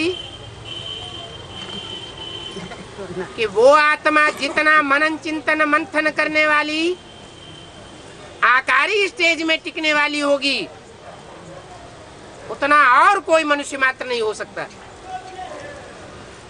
The identification of the human body through which that incorporeal point of light Shiv is performing his task is that the extent to which that soul would be able to think and churn, the extent to which that soul would become constant in the subtle stage, no other human being can reach that level. निराकारी जितना बनने वाला होगा उतना आकारी stage में टिकेगा। मनुष्य सृष्टि का बीज होगा तो बीज तो निराकारी स्टेज में आराम से टिक जाएगा. The extent to which he will become incorporeal, he would also become constant in the subtle stage to the same extent. If he is the seed of the human tree, then the seed would easily become constant in the incorporeal stage. अगर पत्ता होगा तो टिकने में मुश्किल होगा. जड़ रूप होगा, आधार मूर्त होगा तो भी बीज रूप स्टेज में टिकना मुश्किल है. If he is a leaf, then it would be difficult for him to become constant. If he is a root-like soul, if he is a base-like soul, even then it would be difficult to become constant in the seed-like stage. कुछ आत्माएं आधार मूर्त हैं,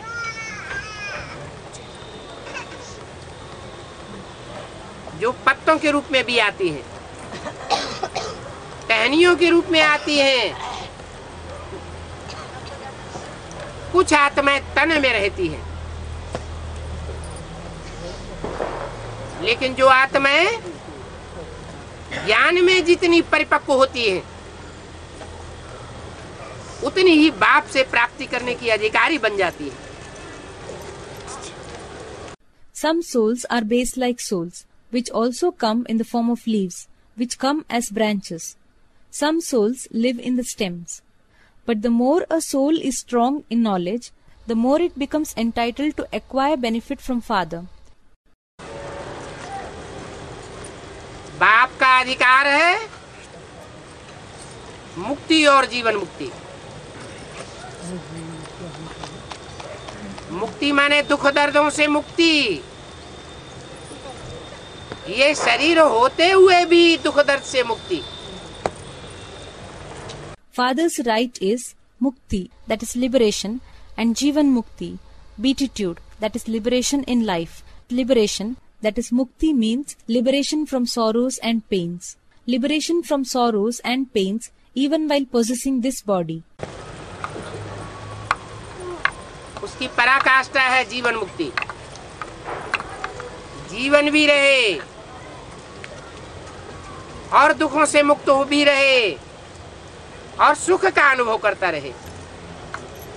Its climax is Jivan Mukti, beatitude, that is liberation in life. One should be alive as well as free from sorrows, and one should keep experiencing pleasures also. ऐसे सुख का अनुभव करने वाली आत्माएं शूटिंग पीरियड में वो भी नीचे उतरती है. इसलिए घबराने की बात नहीं है कि हमारी अवस्था तो बहुत नीचे गिरती जा रही है. बाप कहते हैं ये 5000 वर्ष के ड्रामा की उतरती और चढ़ती कला की शूटिंग हो रही है. Even such souls which experience such pleasures experience downfall in the shooting period.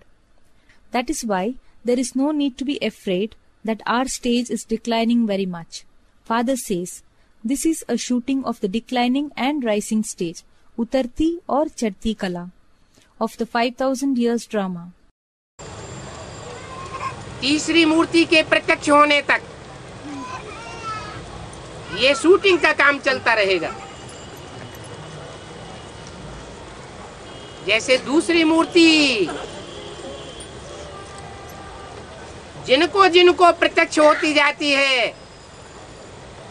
तो वो सात्विक स्टेज में आ जाती हैं. समर्पित होने की स्टेज में आ जाते हैं. This task of shooting will keep taking place till the revelation of the third personality.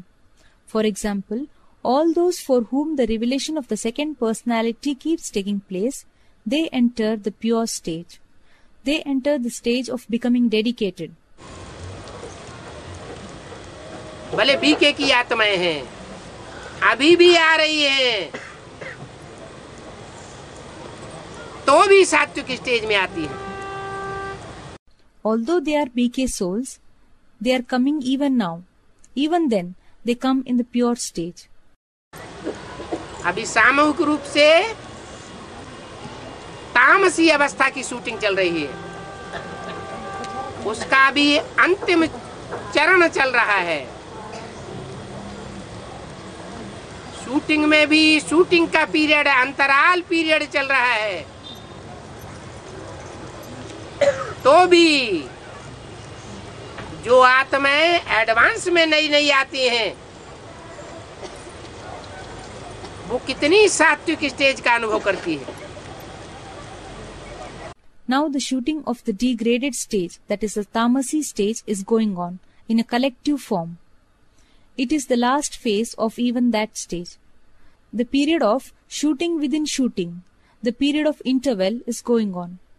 Even then, whichever new soul is entering the path of advanced knowledge experiences such a pure stage.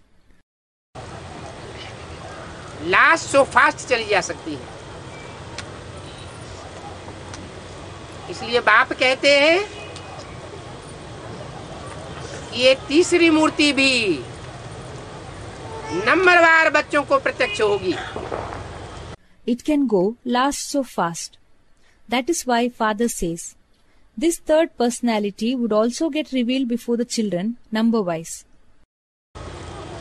जो भी advance के रुद्रमाला के मणके हैं, जो मणके विकारों पर विजय का अनुभव करते जावेंगे, वो विजय माला में ऐड होते जावेंगे। All the beats of the rosary of Rudra, who would keep gaining victory over vices, would keep getting added to the rosary of victory. और ब्रह्मा सो विष्णु जैसे 1 सेकंड में बनता है, वैसे ही वो नंबरवार ब्राह्मण भी 1 सेकंड में तमो प्रधान से अति सतो प्रधानता की स्टेज का अनुभव करने लग पड़ेंगे। And just as Brahma becomes Vishnu in a second, similarly, those number-wise Brahmins also would start experiencing the stage of transformation from a stage of degradation to a stage of great purity in a second. इसलिए बहुत घबराने की बात नहीं है, ज्ञान की गहराई में जाने की बात है।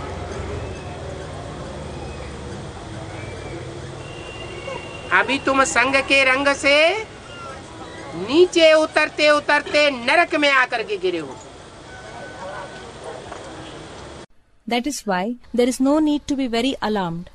It is a matter of going deep into the knowledge. Now you have fallen into hell while experiencing downfall under the influence of company.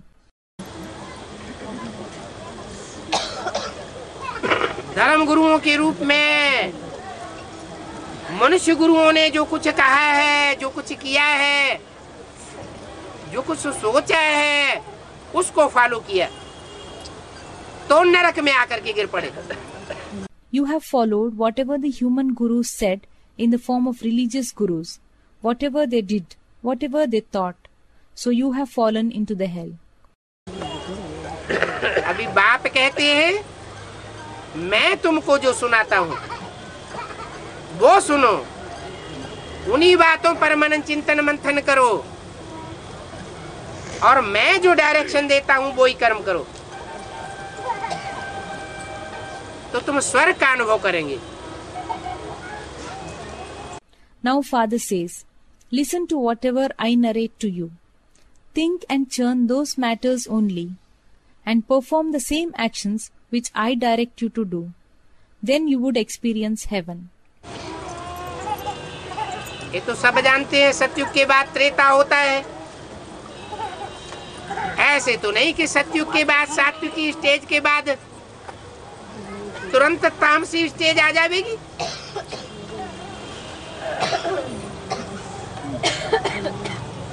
Everyone knows the fact that after Satyug, Treta comes. It is not so that after Satyug, after the Sattvic or pure stage, the Tamasi or impure stage will come immediately. परंतु उन युगों की आयु का किसी को पता नहीं है। कलयुग कब खलास होगा, सतयुग कब आवेगा, ये कोई जान नहीं सकता। माना कब सात्विक स्टेज आती है, कब रजो प्रधान स्टेज बन जाती है, कब तमो प्रधान स्टेज बन जाती है, वो मालूम नहीं पड़ता। But no one knows the duration of those ages. When will Kalyug end? When will Satyug come? No one can know this. It means to say that it cannot be known as to when the Sattvic stage comes, when it becomes the Rajopradhan stage, and when it becomes the Tamopradhan stage. तुम बाप को जानने से बाप द्वारा सब कुछ जान जाते हो। मनुष्य भगवान को ढूंढने के लिए कितने धक्के खाते हैं, दर दर भटकते रहते हैं। By knowing the Father, you know everything through Him. How much the humans wander about to find God. They keep wandering from place to place. बाप को बेचारे जानते ही नहीं। जाने तब जब बाप आकर के अपना तथा अपनी जायदाद का परिचय देवे। The poor fellows do not know the Father. They can only know when the Father comes and gives the introduction of himself and his property. देखो वर्षा तो बाप से ही मिलता है, मम्मा से तो वर्षा नहीं मिलता।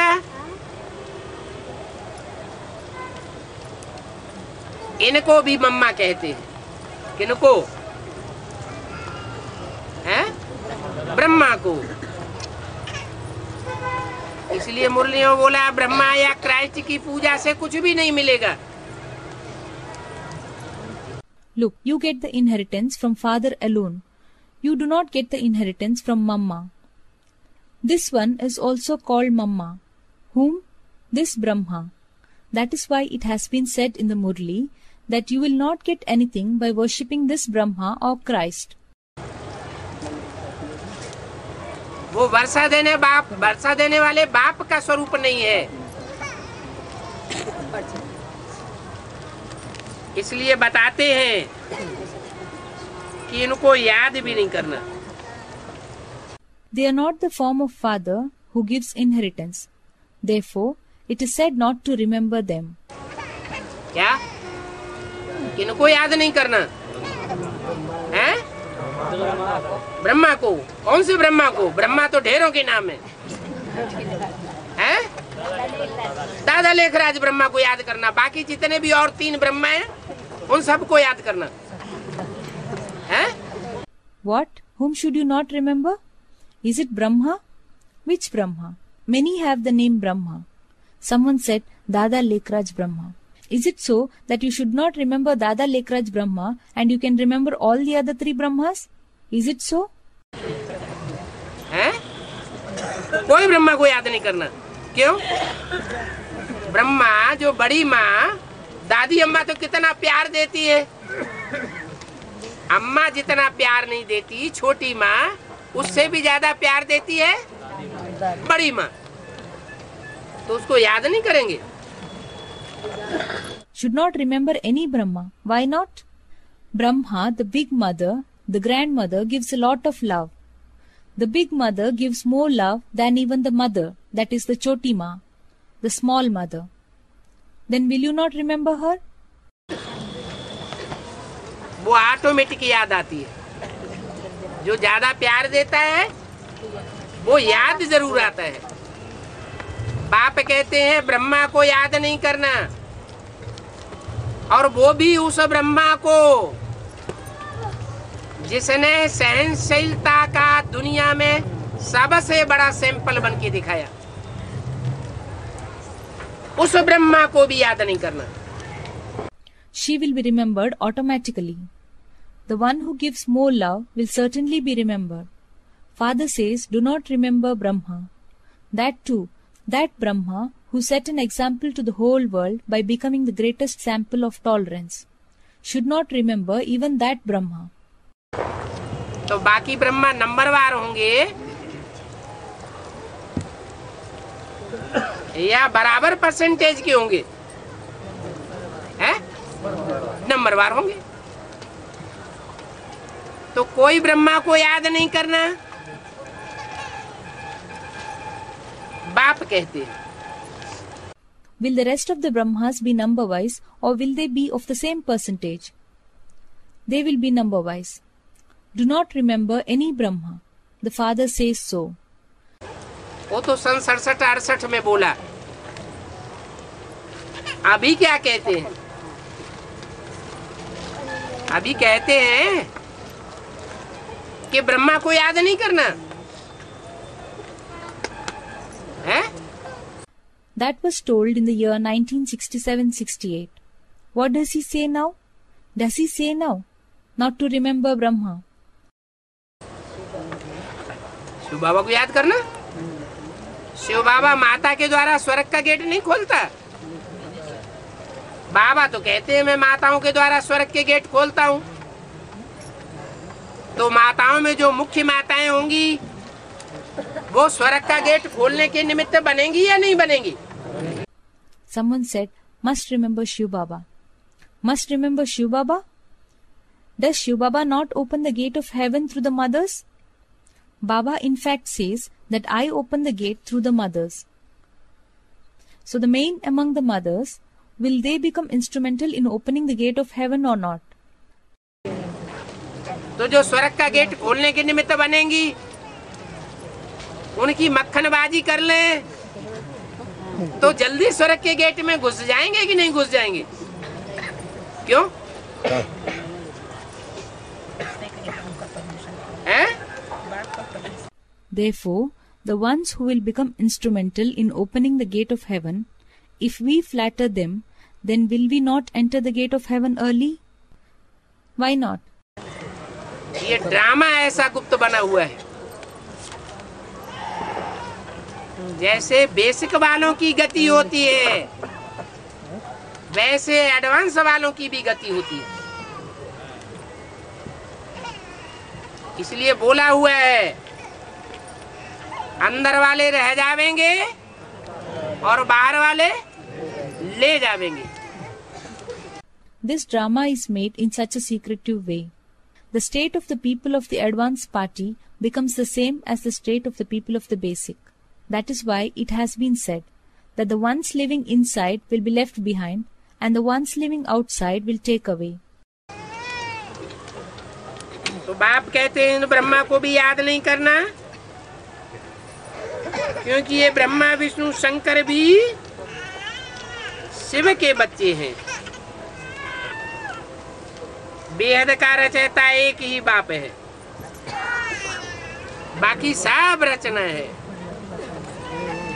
So the father says, do not remember even this Brahma, because this Brahma, Vishnu and Shankar are the sons of Shiv. One father alone is the unlimited creator. All the rest are creation.